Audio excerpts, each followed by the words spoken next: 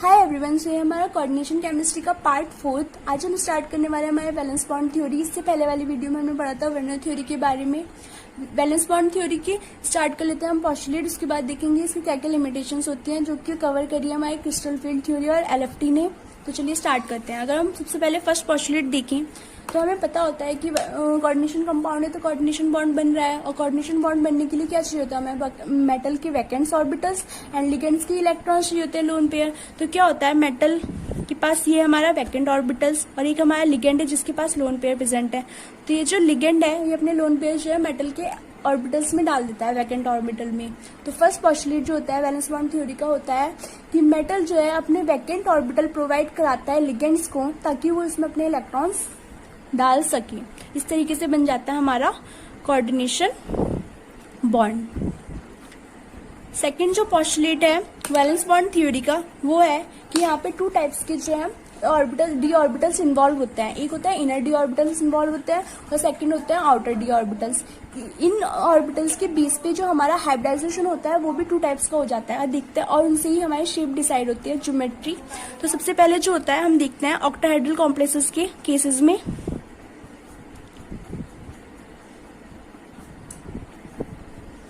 इसमें जो हमारे टू टाइप्स के हाइब्रिडाइजेशन हम सबने पढ़ रखे होते हैं वो पाए जाते हैं। एक तो होता है हमारा D2sp3 और एक होता है sp3d2। अगर हम D2sp3 को बनाएं तो हमारे पास है, ये हमारा हो गया हमारा D 1 2 3 4 5, ये हो गया हमारा n-1 d ऑर्बिटल, ये हो गया हमारा ns एंड ये हो गया हमारा np।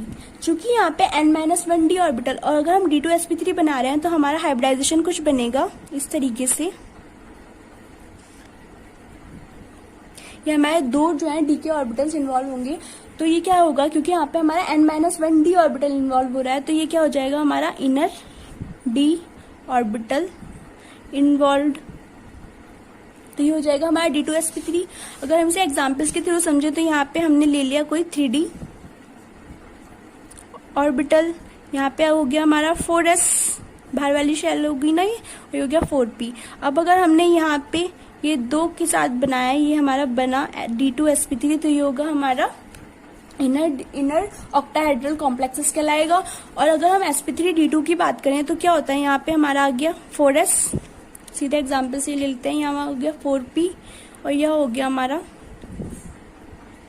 4d। अगर हम यहाँ हमारा कुछ इस तरीके से बन रहा है दो डी ऑर्बिटल के साथ sp3d2, जो कि यहाँ पे आउटर डी ऑर्बिटल्स इन्वॉल्व है, तो ये क्या कहलाते हैं हमारे आउटर ऑक्टाहेड्रल कॉम्प्लेक्सेस। ये तो हो गए हमारे ऑक्टाहेड्रल कॉम्प्लेक्सेस की बात। Let's take an example of tetrahedral. Tetrahedral के केस में क्या होता है, हमारे पास टू टाइप्स के हाइब्रिडाइजेशन होते हैं, एक sp3 एक होता है sd3। sd3 का एग्जाम्पल्स आगे हम एक एग्जाम्पल्स के थ्रू समझेंगे। sp3 में क्या इन्वॉल्व होता है हमारे, एक होता है s और 3 होते हैं हमारे p ऑर्बिटल्स। थर्ड क्या केस आता है हमारा स्क्वायर प्लानर कॉम्प्लेक्सेस।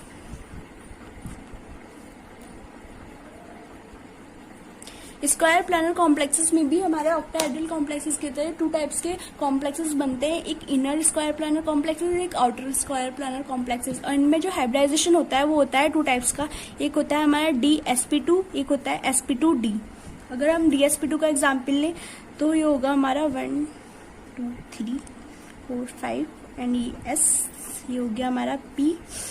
ये अगर हम ले 3D, ये 4s ये 4p, और हमारा कुछ हाइब्रिडाइजेशन हो रहा हो DsP2, तो ये होगा हमारा इनर, क्योंकि इसमें इनर डी ऑर्बिटल इन्वॉल्व हो रहा है ना, तो ये होगा हमारा इनर स्क्वायर प्लानर कॉम्प्लेक्सेस बनेगा।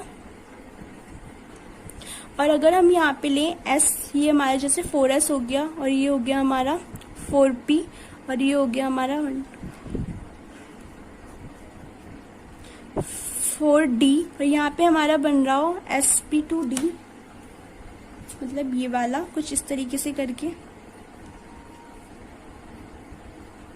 sp और एक ये d इन्वॉल्व हो रहा हो, तो ये होगा हमारा sp2d। आगे देखेंगे हम कि ये वाला जो वैकेंट ऑर्बिटल है वो क्यों मतलब पार्टिसिपेट नहीं करा। ठीक है, चलिए स्टार्ट। थर्ड जो पोस्टुलेट था वो देख लेते हैं पहले, फिर उसके बाद एग्जाम्पल स्टार्ट करेंगे। थर्ड जो था वो था हमारा मैग्नेटिक मोमेंट। मतलब मैग्नेटिक मूवमेंट जो होता है वो किस तरीके से हमारा हाइब्रिडाइजेशन और शेप से रिलेटेड होता है। वैलेंस बॉन्ड थ्योरी ने हमें बताया कि जो हमारा मैग्नेटिक मूवमेंट होता है वो बहुत ज़्यादा इंपॉर्टेंट होता है हमारे हाइब्रिडाइजेशन और ज्योमेट्री निकालने के लिए। अगर मैग्नेटिक मूवमेंट की बात करें तो हमारे पास 2 टर्म्स आते हैं, एक होता है हमारा पैरामैग्नेटिक, एक होता है हमारा डायमैग्नेटिक सब्सटेंस। जो हमारे पैरामैग्नेटिक्स होते हैं उनमें क्या होता है, उनमें अनपेयर्ड इलेक्ट्रॉन्स प्रेजेंट होते हैं। जिन स्पीसीज में अनपेयर्ड इलेक्ट्रॉन प्रेजेंट होते हैं वो कहलाता है हमारा पैरामैग्नेटिक, और जिनमें कोई भी अनपेयर्ड इलेक्ट्रॉन प्रेजेंट नहीं होता वो कहलाता है हमारा डायमैग्नेटिक। अगर हम लिख लें तो यहाँ पे हो सकता है अनपेयर्ड इलेक्ट्रॉन्स अगर एक भी प्रेजेंट है तो वो पैरामैग्नेटिक कहलाएगा, और एक से ज्यादा प्रेजेंट है तो वो भी पैरामैग्नेटिक कहलाएगा। तो हम लिख सकते हैं मोर देन 1 और मोर देन 1। और अगर डायमैग्नेटिक में लिखें तो no unpaired electron present. Diamagnetic के केस में जो हमारा डायपोल मोमेंट होता है उसकी वैल्यू आती है 0। ये होता है हमारा डायपोल मोमेंट का साइन। तो जो डायमैग्नेटिक के केस में क्योंकि कोई भी अनपेयर्ड इलेक्ट्रॉन प्रेजेंट नहीं है तो हमारी वैल्यू आएगी 0 डायपोल मोमेंट की। और पैरामैग्नेटिक के केसेस में ये आती है, ये कुछ टर्म्स मतलब नंबर्स में आती है। तो अगर हम इसे लिखें, जैसे एग्जाम्पल ले, एक हमारे पास कोई प्रेजेंट है जिसमें D, ये S, ये P और यहाँ पे 3, 4, 5, 6, 7 इलेक्ट्रॉन्स प्रेजेंट है। तो हमें पता है यहाँ पे 3 जो है अनपेयर्ड इलेक्ट्रॉन प्रेजेंट है। तो यहाँ पे जो डायपोल मोमेंट की वैल्यू आएगी वो 3 अनपेयर्ड इलेक्ट्रॉन के कोरस्पॉन्ड आएगी। तो लिख सकते हैं μ3। तो हमारे जो डायपोल मोमेंट की वैल्यू आती है वो अनपेयर्ड इलेक्ट्रॉन के प्रेजेंट ही आती है। तो जितने ज्यादा अनपेयर्ड इलेक्ट्रॉन होंगे उतने ज्यादा हमारे डायपोल मोमेंट की वैल्यू होगी। अगर किसी में 4 अनपेयर्ड इलेक्ट्रॉन है तो 4 के कॉरस्पॉन्ड आएगी तो ज्यादा वैल्यू होगी। तो ऐसे लिख सकते हैं μ3 की सबसे ज्यादा होगी, μ2 की, देन उससे कम, देन μ1। तो इस तरीके से हमारे डायपोल मोमेंट की वैल्यू हो जाती है। थर्ड जो हमारा फोर्थ जो पोस्टुलेट है हमारा होता है लिगेंड्स का। वैलेंस बॉन्ड थ्योरी ने बताया कि जो हमारे लिगेंड्स होते हैं वो 2 टाइप्स के होते हैं, एक स्ट्रॉन्ग फील्ड लिगेंड, एक होता है हमारे वीक लिगेंड। अभी किस बेसिस पे स्ट्रॉन्ग या वीक कर रहे हैं वो देखिए। स्ट्रॉन्ग लिगेंड जो होते हैं वो पेयरिंग करा देते हैं, और जो वीक लिगेंड होते हैं वहां पे पेयरिंग नहीं होती, मतलब अनपेयर्ड इलेक्ट्रॉन्स प्रेजेंट होते हैं। अब इन्होंने क्या देखा, इन्होंने इस बेस पे बताया कि कोई जैसे हमारे पास 2 कंपाउंड है A, B, उसमें हमारे जो मैग्नेटिक मोमेंट की वैल्यू है वो म्यू के लिए आ रही है हमारे 2.8 लेट्स मान लेते हैं, और B के लिए जो आ रही है वो 0 आ रही है। उन्होंने देखा कि जो B है कंपाउंड है उसमें हमारे डायपोल मोमेंट की वैल्यू 0 आई, मतलब वहां पे कोई भी अनपेयर्ड इलेक्ट्रॉन प्रेजेंट नहीं है, सारे जो इलेक्ट्रॉन्स हैं पेयर्ड हैं। तो उन्होंने क्या कहा कि यहाँ पे कोई भी लिगेंड है, मतलब कोई सा भी लिगेंड है, जो भी लिगेंड प्रेजेंट होगा वो क्या कहलाएगा, स्ट्रॉन्ग लिगेंड। क्यों? क्योंकि उसने यहाँ पे पेयरिंग करा दी, कोई भी अनपेयर्ड इलेक्ट्रॉन प्रेजेंट नहीं बचा। और यहाँ पे क्या है, क्योंकि कुछ अनपेयर्ड इलेक्ट्रॉन के कॉरस्पॉन्ड वैल्यू आई है, लेट्स 2 इलेक्ट्रॉन्स के कॉरस्पॉन्ड यहाँ पे वैल्यू आई डायपोल मोमेंट की। तो उन्होंने क्या कहा, क्योंकि यहाँ पे पेयरिंग नहीं हो रही है, अनपेयर्ड इलेक्ट्रॉन अब भी प्रेजेंट है, तो यहाँ पे जो भी लिगेंड प्रेजेंट होगा वो क्या होगा, वीक फील्ड लिगेंड होगा। तो जहाँ पे पेयरिंग हो रही होगी, कोई सा भी लिगेंड प्रेजेंट हो वो क्या कहलाएगा, स्ट्रॉन्ग फील्ड लिगेंड। और जहाँ पे पेयरिंग नहीं हो रही होगी, अनपेयर्ड इलेक्ट्रॉन प्रेजेंट होगा, तो वो क्या कहलाएगा, हमारा वीक फील्ड लिगेंड। तो अगर हम इसका एग्जांपल्स के थ्रू देखते हैं, एग्जांपल अगर हमारे पास कोई एग्जांपल है, फर्स्ट एग्जांपल ले लेते हैं CN6 3-। सबसे पहले हम इसकी ऑक्सीडेशन स्टेट निकाल लेते हैं। बताया X + 6 × -1 and is equals to -3 coordination sphere पे चार्ज। तो यहाँ पे हमारा जो कोबाल्ट आया वो +3 ऑक्सीडेशन स्टेट में आया। एक सबसे इम्पोर्टेंट बात लिख लीजिए, अगर कहीं पे कोऑर्डिनेशन नंबर 6 है, मतलब 6 दोनों एटम से अटैच्ड है, तो कोबाल्ट जो होता है वो हमेशा +3 ऑक्सीडेशन स्टेट में ही 99 केसेस में पाया जाता है। ये एक टिप के तौर पे लिख सकते हैं आप। वो हमारा हो गया कोबाल्ट जो है +3 ऑक्सीडेशन स्टेट। CO का जो एटॉमिक नंबर होता है वो 27, और जो electronic configuration, outer electronic configuration लिखे तो ये होता है 4s2 3d7। तो अगर हमारा कोबाल्ट +3 ऑक्सीडेशन स्टेट में प्रेजेंट है तो ये क्या हो जाएगी, इसकी 3 इलेक्ट्रॉन, 2 S से चले गए, 1 D से चला गया। अगर हम ग्राउंड स्टेट कॉन्फ़िगरेशन बनाए तो ये होगा कुछ इस तरीके से, ये हो गया हमारा 4s, हो गया हमारा, तो हमारा ये पहले हमारा आएगा 3D, फिर आएगा हमारा 4s, ये आएगा हमारा 4p, तो हमारा डी में चूंकि पहले तो हम भर लेंगे 1 2 3 4 5 6 7, ये हो गया हमारा 4s, ये हो गई हमारी ground state 3d 4s and 4p। अब हम बात करें हमारे CO3 प्लस की, तो ये कुछ बनेगा इस तरीके से।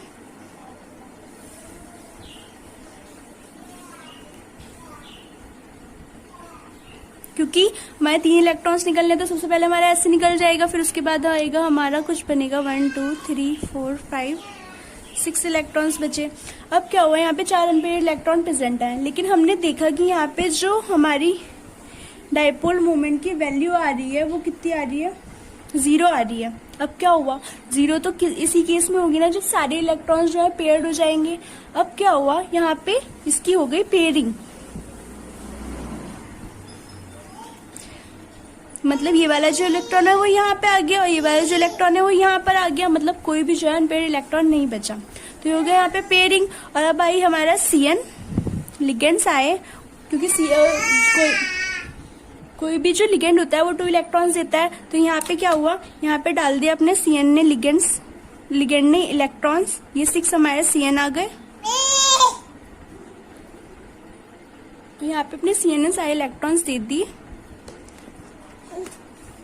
और ये हमारा बन गया कंपाउंड D2sp3। और यहाँ पे हमारा CN क्या कहलाएगा, हमारा स्ट्रॉन्ग फील्ड लिगेंड्स, क्योंकि यहाँ पे उसने पेयरिंग करा दी है। ये तो हो गया हमारा एक एग्जाम्पल। अब हम एक और एग्जाम्पल लेते हैं। हमने एग्जाम्पल लिया लेट्स से NiCl4। हमें पता है अगर हम इसकी ऑक्सीडेशन स्टेट निकालें तो x प्लस 4 इंटू -2, x जो है वो है +2 ऑक्सीडेशन स्टेट। तो यहाँ पे हमारा निकल जो है +2 ऑक्सीडेशन स्टेट में प्रेजेंट है।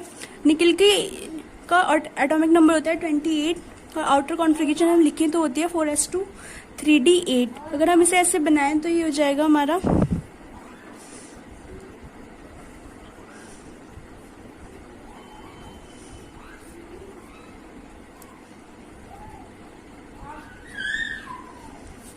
अब चूंकि हमारा निकल +2 ऑक्सीडेशन में स्टेट में प्रेजेंट है तो ये हो जाएगा हमारा 3d8 और ये बनेगा इस तरीके से।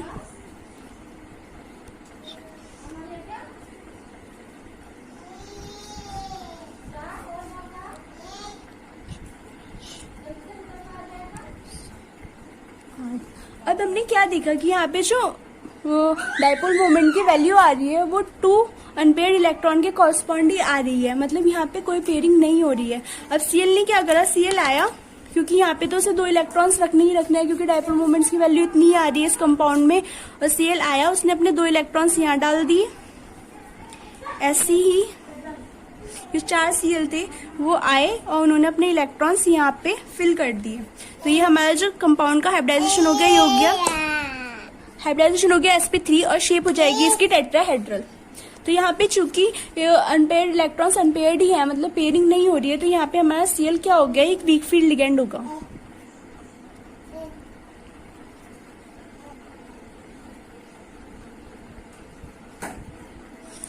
ले लेते हैं CN6 और ये हमारे 4-। अगर हम ऑक्सीडेशन स्टेट निकालें तो यहाँ पे x प्लस 6 इंटू -1 -4 और x equal to +6 -4 x equal to +2। जो कोबाल्ट है हमारा वो +2 ऑक्सीडेशन स्टेट में प्रेजेंट है, मतलब CO+2। तो CO जो होता है कोबाल्ट वो तो क्या होता है उसका CO27 4s2 3d7। तो CO का तो बनेगा हमारा 1 2 3 4 5 3d5 4s 4p। तो 1 2 3 4 5 6 7 ये हो गया CO। और CO2 प्लस जो बनेगा वो बनेगा हमारा, ऐसे इलेक्ट्रॉन निकल जाएंगे 3d7 बनेगा बचेगा। और इसका जो बनाए तो हम ये बनेगा 1 2 3 4 5 1 2 3 4 5 6 7 और ये हो गया। अब जो देखा इन्होंने, ये देखा कि जो हमारा डाइपोल मोमेंट था उसमें की वैल्यू आ रही थी 1 अनपेयर्ड इलेक्ट्रॉन्स के कोरस्पॉन्ड जो थी वैल्यू आ रही थी हमारे डाइपोल मोमेंट की। तो जो था हमारा कुछ इस तरीके से हुआ, यहाँ पे 1 2 3 4 5 ये ऐसे ही रहे हमारे, ये 3d 4s 4p। अब क्या हुआ 1 2 ये जो 2 इलेक्ट्रॉन्स थे इन्होंने तो पेयरिंग करा ली यहाँ पे, और ये एक इलेक्ट्रॉन ऐसे ही रह गया। अब हमारे पास एक बात ये है, जो हमारा COCN6 होता है वो एक बहुत ही अच्छा गुड रिड्यूसिंग एजेंट है। मतलब क्या करता है, ये रिड्यूस कर देता है। अब रिडक्शन का मीनिंग क्या है, गेन ऑफ इलेक्ट्रॉन। ये इतना अच्छा रिड्यूसिंग एजेंट है कि ये जो है एयर में भी रिड्यूस हो जाता है, एयर से भी रिड्यूस हो जाता है। और ये क्या बनाता है, COCN6, क्योंकि एक इलेक्ट्रॉन जाएगा तो यहाँ आएगा हमारा 3 नेगेटिव का चार्ज। चूंकि एक बहुत अच्छा रिड्यूसिंग एजेंट है तो क्या करेगा, ये अपना इलेक्ट्रॉन्स लूज कर देगा, मतलब दूसरे का जो है रिडक्शन करा देगा।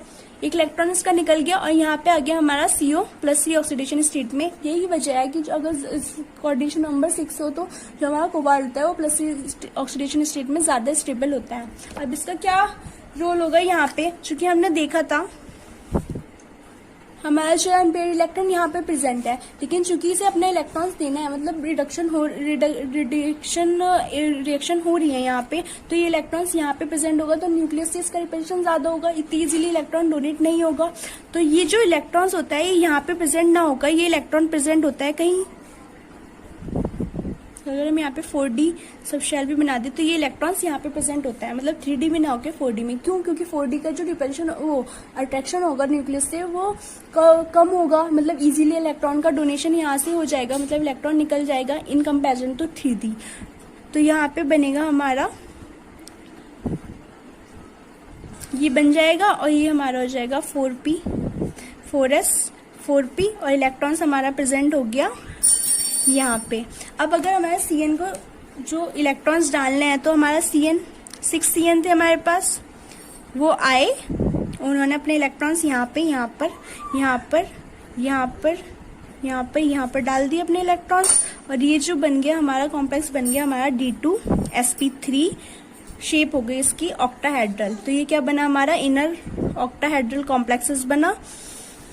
इस तरीके से यहाँ पे ये हुआ। आई होप आपको ये बहुत अच्छे से समझ में आ गया होगा concept. Thank you so much. Hi everyone, so ये हमारा कोऑर्डिनेशन केमिस्ट्री का पार्ट 4। आज हम स्टार्ट करने वाले हैं हमारे वैलेंस बॉन्ड थ्योरी। इससे पहले वाली वीडियो में हमने पढ़ा था वर्नर थ्योरी के बारे में। वैलेंस बॉन्ड थ्योरी के स्टार्ट कर लेते हैं हम पॉस्टुलेट, उसके बाद देखेंगे इसकी क्या क्या लिमिटेशंस होती हैं, जो कि कवर करी है हमारे क्रिस्टल फील्ड थ्योरी और LFT ने।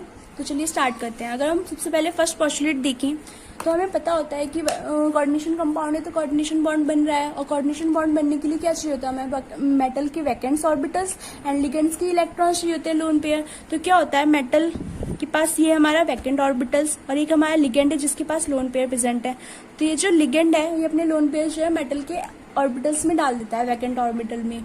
तो फर्स्ट पॉस्टुलेट जो होता है वैलेंस बॉन्ड थ्योरी का होता है कि मेटल जो है अपने वैकेंट ऑर्बिटल प्रोवाइड कराता है लिगेंड्स को, ताकि वो इसमें अपने इलेक्ट्रॉन्स डाल सके।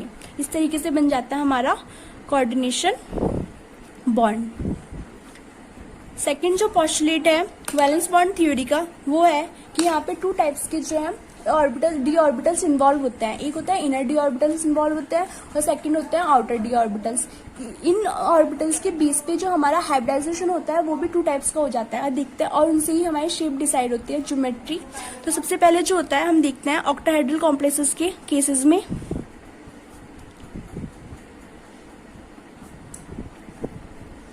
इसमें जो है हमारे 2 टाइप्स के हाइब्रिडाइजेशन हम सबने पढ़ रखे होते हैं वो पाए जाते हैं। एक तो होता है हमारा D2sp3 और एक होता है sp3d2। अगर हम D2sp3 को बनाएं तो हमारे पास है, ये हमारा हो गया हमारा D 1 2 3 4 5, ये हो गया हमारा n-1 d ऑर्बिटल, ये हो गया हमारा ns एंड ये हो गया हमारा np। चूंकि यहाँ पे n-1 d ऑर्बिटल और अगर हम D2sp3 बना रहे हैं तो हमारा हाइब्रिडाइजेशन कुछ बनेगा इस तरीके से। ये हमारे 2 जो है डी के ऑर्बिटल्स इन्वॉल्व होंगे। तो ये क्या होगा, क्योंकि यहाँ पे हमारा n-1 डी ऑर्बिटल इन्वॉल्व हो रहा है तो ये क्या हो जाएगा हमारा इनर डी ऑर्बिटल इन्वॉल्व। तो ये हो जाएगा हमारा D2sp3। अगर हम इसे एग्जाम्पल्स के थ्रू समझे तो यहाँ पे हमने ले लिया कोई 3D ऑर्बिटल, यहाँ पे हो गया हमारा 4s, बाहर वाली शेल होगी ना, ये हो गया 4p। अब अगर हमने यहाँ पे ये 2 के साथ बनाया, ये हमारा बना D2sp3, तो ये होगा हमारा इनर ऑक्टाहेड्रल कॉम्प्लेक्सेस कहलाएगा। और अगर हम sp3d2 की बात करें तो क्या होता है, यहाँ पे हमारा आ गया 4s, सीधे एग्जाम्पल से ले लेते हैं, यहाँ हो गया 4p और यह हो गया हमारा 4d। अगर हम यहाँ हमारा कुछ इस तरीके से बन रहा है 2d ऑर्बिटल के साथ sp3d2, क्योंकि यहाँ पे आउटर d ऑर्बिटल्स इन्वॉल्व है, तो ये क्या कहलाते हैं, हमारे आउटर ऑक्टाहेड्रल कॉम्प्लेक्सेस। ये तो हो गए हमारे ऑक्टाहेड्रल कॉम्प्लेक्सेस की बात। Let's take an example of tetrahedral. Tetrahedral के केस में क्या होता है, हमारे पास 2 टाइप्स के हाइब्रिडाइजेशन होते हैं, एक sp3, एक होता है sd3। sd3 का एग्जांपल्स आगे हम एक एग्जांपल्स के थ्रू समझेंगे। sp3 में क्या इन्वॉल्व होता है, हमारे एक होता है s और 3 होते हैं हमारे p ऑर्बिटल्स। थर्ड क्या केस आता है हमारा, स्क्वायर प्लानर कॉम्प्लेक्सेस।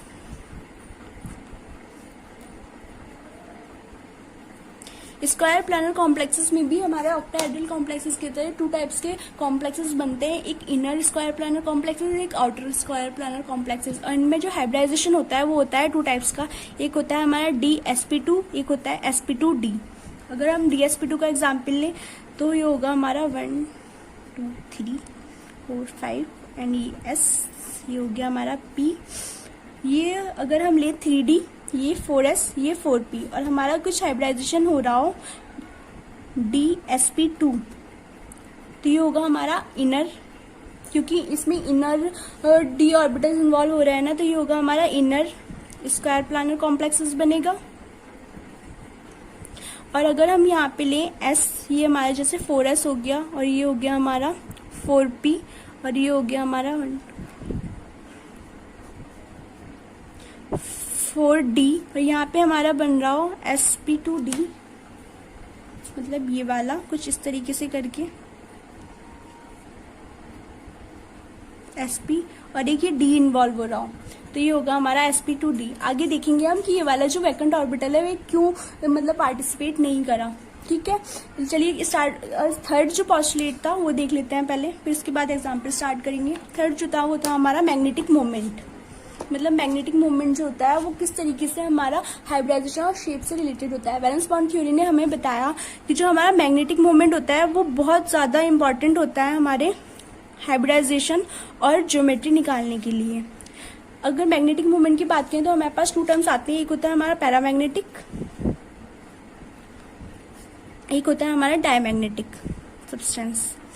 जो हमारे पैरामैग्नेटिक्स होते हैं उनमें क्या होता है, उनमें अनपेयर्ड इलेक्ट्रॉन्स प्रेजेंट होते हैं। जिन स्पीसीज में अनपेयर्ड इलेक्ट्रॉन प्रेजेंट होते हैं वो कहलाता है हमारा पैरामैग्नेटिक, और जिनमें कोई भी अनपेयर्ड इलेक्ट्रॉन प्रेजेंट नहीं होता वो कहलाता है हमारा डायमैग्नेटिक। अगर हम लिख लें तो यहाँ पे हो सकता है अनपेयर्ड इलेक्ट्रॉन्स अगर एक भी प्रेजेंट है तो वो पैरामैग्नेटिक कहलाएगा, और एक से ज्यादा प्रेजेंट है तो वो भी पैरामैग्नेटिक कहलाएगा। तो हम लिख सकते हैं मोर देन 1 और मोर देन 1। और अगर डायमैग्नेटिक में लिखें तो no unpaired electron present. Diamagnetic के केस में जो हमारा डायपोल मोमेंट होता है उसकी वैल्यू आती है 0। ये होता है हमारा डायपोल मोमेंट का साइन। तो जो डायमैग्नेटिक के केस में क्योंकि कोई भी अनपेयर्ड इलेक्ट्रॉन प्रेजेंट नहीं है तो हमारी वैल्यू आएगी 0 डायपोल मोमेंट की। और पैरामैग्नेटिक के केसेस में ये आती है, ये कुछ टर्म्स मतलब नंबर्स में आती है।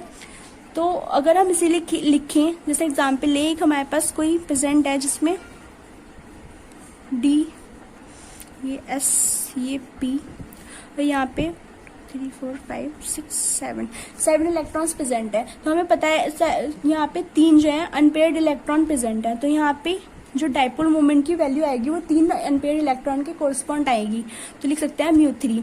तो हमारे जो डायपोल मोमेंट की वैल्यू आती है वो अनपेयर्ड इलेक्ट्रॉन के प्रेजेंट ही आती है। तो जितने ज्यादा अनपेयर्ड इलेक्ट्रॉन होंगे उतने ज्यादा हमारे डायपोल मोमेंट की वैल्यू होगी। अगर किसी में 4 अनपेयर्ड इलेक्ट्रॉन है तो 4 के कॉरस्पॉन्ड आएगी तो ज्यादा वैल्यू होगी। तो ऐसे लिख सकते हैं μ3 की सबसे ज्यादा होगी, μ2 की, देन उससे कम, देन μ1। तो इस तरीके से हमारे डायपोल मोमेंट की वैल्यू हो जाती है।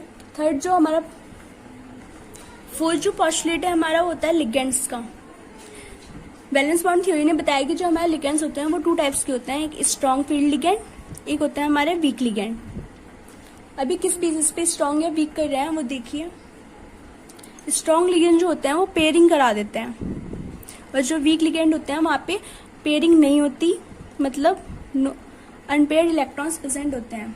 अब इन्होंने क्या देखा, इन्होंने इस बेस पे बताया कि कोई जैसे हमारे पास दो कंपाउंड है ए बी, उसमें हमारे जो मैग्नेटिक मोमेंट की वैल्यू है वो म्यू के लिए आ रही है हमारे 2.8 लेट्स मान लेते हैं, और बी के लिए जो आ रही है वो 0 आ रही है। उन्होंने देखा कि जो बी है कंपाउंड है उसमें हमारे डायपोल मोमेंट की वैल्यू 0 आई, मतलब वहाँ पे कोई भी अनपेयर्ड इलेक्ट्रॉन प्रेजेंट नहीं है, सारे जो इलेक्ट्रॉन्स हैं पेयर्ड हैं। तो उन्होंने क्या कहा कि यहाँ पे कोई भी लिगेंड है, मतलब कोई सा भी लिगेंड है, जो भी लिगेंड प्रेजेंट होगा वो क्या कहलाएगा, स्ट्रॉन्ग लिगेंड। क्यों? क्योंकि उसने यहाँ पे पेयरिंग करा दी, कोई भी अनपेयर्ड इलेक्ट्रॉन प्रेजेंट नहीं बचा।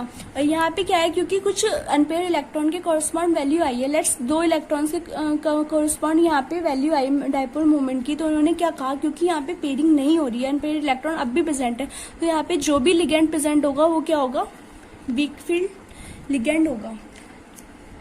तो जहाँ पे पेयरिंग हो रही होगी, कोई सा भी लिगेंड प्रेजेंट हो, वो क्या कहलाएगा, स्ट्रॉन्ग फील्ड लिगेंड। और जहाँ पे पेयरिंग नहीं हो रही होगी, अनपेयर्ड इलेक्ट्रॉन प्रेजेंट होगा, तो वो क्या कहलाएगा, हमारा वीक फील्ड लिगेंड। तो अगर हम इसका एग्जांपल्स के चलिए देखते हैं, एग्जांपल हमारे पास कोई एग्जांपल है, फर्स्ट एग्जांपल ले लेते हैं CO CN6 3-। सबसे पहले हम इसकी ऑक्सीडेशन स्टेट निकाल लेते हैं। बताया X + 6 × -1 and is equals to -3 coordination sphere पे चार्ज। तो यहाँ पे हमारा जो कोबाल्ट आया वो +3 ऑक्सीडेशन स्टेट में आया। एक सबसे इम्पोर्टेंट बात लिख लीजिए, अगर कहीं पे कोऑर्डिनेशन नंबर 6 है, मतलब 6 दोनों एटम से अटैच्ड है, तो कोबाल्ट जो होता है वो हमेशा +3 ऑक्सीडेशन स्टेट में ही 99 केसेस में पाया जाता है। ये एक टिप के तौर पे लिख सकते हैं आप। वो हमारा हो गया कोबाल्ट जो है +3 ऑक्सीडेशन स्टेट। CO का जो एटॉमिक नंबर होता है वो 27, और जो electronic configuration, outer electronic configuration लिखे तो ये होता है 4s2 3d7। तो अगर हमारा कोबाल्ट +3 ऑक्सीडेशन स्टेट में प्रेजेंट है, तो ये क्या हो जाएगी, इसकी 3 इलेक्ट्रॉन, 2 S से चले गए, एक D से चला गया। अगर हम ग्राउंड स्टेट कॉन्फ़िगरेशन बनाएं तो ये होगा कुछ इस तरीके से, ये हो गया हमारा 4s,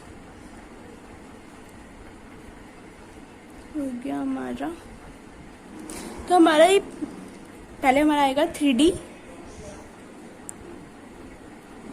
फिर आएगा हमारा 4s, ये आएगा हमारा 4p। तो हमारा D में चूंकि पहले तो हम भर लेंगे 1 2 3 4 5 6 7, ये हो गया हमारा 4s, ये हो गया हमारी ground state 3D 4s and 4p। अब हम बात करें हमारे CO3+ की, तो ये कुछ बनेगा इस तरीके से,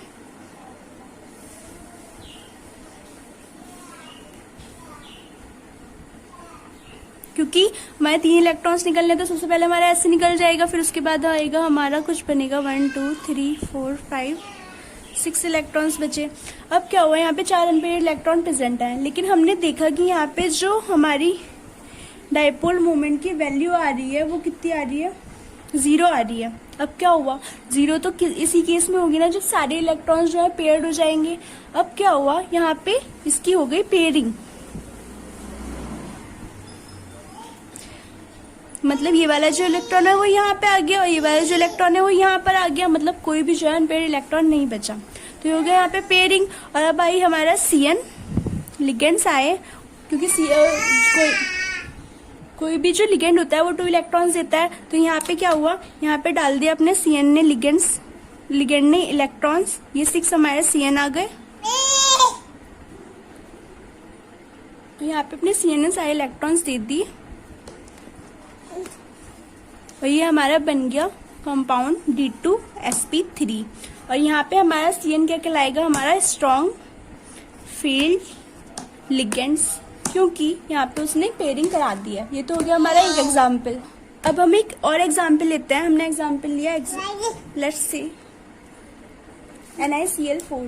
हमें पता है अगर हम इसकी ऑक्सीडेशन स्टेट निकालें तो X + 4 × -2, X जो है वो है +2 ऑक्सीडेशन स्टेट। तो यहाँ पे हमारा निकल जो है +2 ऑक्सीडेशन स्टेट में प्रेजेंट है। निकल का एटॉमिक नंबर होता है 28, और आउटर कॉन्फ़िगरेशन हम लिखें तो होती है 4s2 3d8। अगर हम इसे ऐसे बनाएं तो ये हो जाएगा हमारा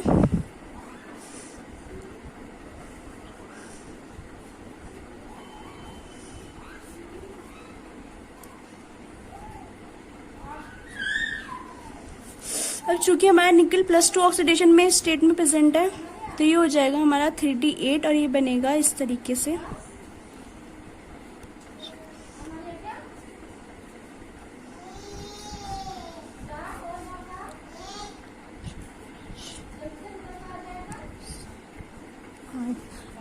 क्या देखा कि यहाँ पे जो डाइपोल मोमेंट की वैल्यू आ रही है वो 2 अनपेयर्ड इलेक्ट्रॉन के कॉरस्पॉन्डिंग आ रही है, मतलब यहाँ पे कोई पेयरिंग नहीं हो रही है।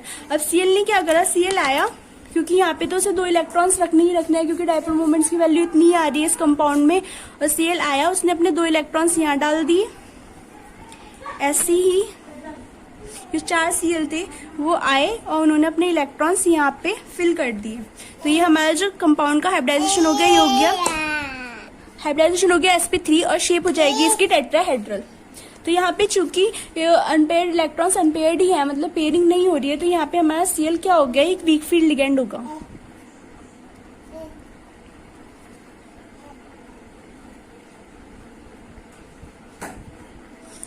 ले लेते हैं CO CN6 और ये हमारे 4-। अगर हम ऑक्सीडेशन स्टेट निकालें तो यहाँ पे x + 6 × -1 -4 और x = +6 -4 x = +2। जो कोबाल्ट है हमारा वो +2 ऑक्सीडेशन स्टेट में प्रेजेंट है, मतलब CO +2। तो CO जो होता है कोबाल्ट वो तो क्या होता है उसका CO27 4s2 3d7। तो CO का तो बनेगा हमारा 1 2 3 4 5 3d 5 4s 4p। तो 1 2 3 4 5 6 7 ये हो गया CO। और CO2+ जो बनेगा वो बनेगा हमारा, ऐसे इलेक्ट्रॉन निकल जाएंगे, 3d7 बनेगा बचेगा। और इसका जो बनाए तो हम ये बनेगा 1 2 3 4 5 1 2 3 4 5 6 7 और ये हो गया। अब जो देखा इन्होंने, ये देखा कि जो हमारा डाइपोल मोमेंट था उसमें की वैल्यू आ रही थी 1 अनपेयर्ड इलेक्ट्रॉन्स के कोरस्पॉन्ड जो थी वैल्यू आ रही थी हमारे डाइपोल मोमेंट की। तो जो था हमारा कुछ इस तरीके से हुआ, यहाँ पे 1 2 3 4 5 ये ऐसे ही रहे हमारे, ये 3d 4s 4p। अब क्या हुआ 1 2 ये जो 2 इलेक्ट्रॉन्स थे इन्होंने तो पेयरिंग करा ली यहाँ पे, और ये 1 इलेक्ट्रॉन ऐसे ही रह गया।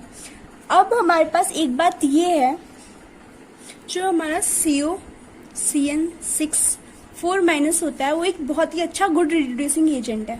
मतलब क्या करता है, ये रिड्यूस कर देता है। अब रिडक्शन का मीनिंग क्या है, गेन ऑफ इलेक्ट्रॉन। ये इतना अच्छा रिड्यूसिंग एजेंट है कि ये जो है एयर में भी रिड्यूस हो जाता है, एयर से भी रिड्यूस हो जाता है। और ये क्या बनाता है CO CN6, क्योंकि 1 इलेक्ट्रॉन जाएगा तो यहाँ आएगा हमारा 3- का चार्ज। चूंकि एक बहुत अच्छा रिड्यूसिंग एजेंट है तो क्या करेगा, ये अपना इलेक्ट्रॉन्स लूज कर देगा, मतलब दूसरे का जो है रिडक्शन करा देगा। 1 इलेक्ट्रॉन इसका निकल गया और यहाँ पे आ गया हमारा CO+3 ऑक्सीडेशन स्टेट में। यही वजह है कि अगर कोऑर्डिनेशन नंबर 6 हो तो जो हमारा कोबाल्ट होता है वो +3 ऑक्सीडेशन स्टेट में ज्यादा स्टेबल होता है। अब इसका क्या रोल होगा यहाँ पे, चूंकि हमने देखा था हमारा जो अनपेयर्ड इलेक्ट्रॉन यहाँ पे प्रेजेंट है, लेकिन चूंकि इसे अपने इलेक्ट्रॉन्स देना है, मतलब रिएक्शन हो रही है यहाँ पे, तो ये इलेक्ट्रॉन्स यहाँ पे प्रेजेंट होगा तो न्यूक्लियस से इसका रिपल्शन ज्यादा होगा, इतनी इजीली इलेक्ट्रॉन डोनेट नहीं होगा। तो ये जो इलेक्ट्रॉन्स होता है ये यहाँ पे प्रेजेंट ना होगा, ये इलेक्ट्रॉन प्रेजेंट होता है कहीं, अगर हम यहाँ पे 4D सब शेल भी बना दे तो ये इलेक्ट्रॉन्स यहाँ पे प्रेजेंट होता है, मतलब 3D में ना होकर 4D में। क्यों? क्योंकि 4D का जो रिपल्शन वो अट्रैक्शन होगा न्यूक्लियस से वो कम होगा, मतलब इजीली इलेक्ट्रॉन का डोनेशन यहाँ से हो जाएगा, मतलब इलेक्ट्रॉन निकल जाएगा इन कंपेरिजन टू 3D। तो यहाँ पे बनेगा हमारा, ये बन जाएगा और ये हमारा हो जाएगा 4p 4s 4p और इलेक्ट्रॉन्स हमारा प्रेजेंट हो गया यहाँ पे। अब अगर हमारे CN को जो इलेक्ट्रॉन्स डालने हैं तो हमारा CN 6 CN थे हमारे पास, वो आए उन्होंने अपने इलेक्ट्रॉन्स यहाँ पे यहाँ पर यहाँ पर यहाँ पर यहाँ पर यहाँ पर डाल दिए अपने इलेक्ट्रॉन्स, और ये जो बन गया हमारा कॉम्प्लेक्स बन गया हमारा D2sp3, शेप हो गई इसकी ऑक्टाहेड्रल। तो ये क्या बना हमारा इनर ऑक्टाहेड्रल कॉम्प्लेक्सेस बना, इस तरीके से यहाँ पे ये हुआ। आई होप आपको ये बहुत अच्छे से समझ में आ गया होगा concept. Thank you so much.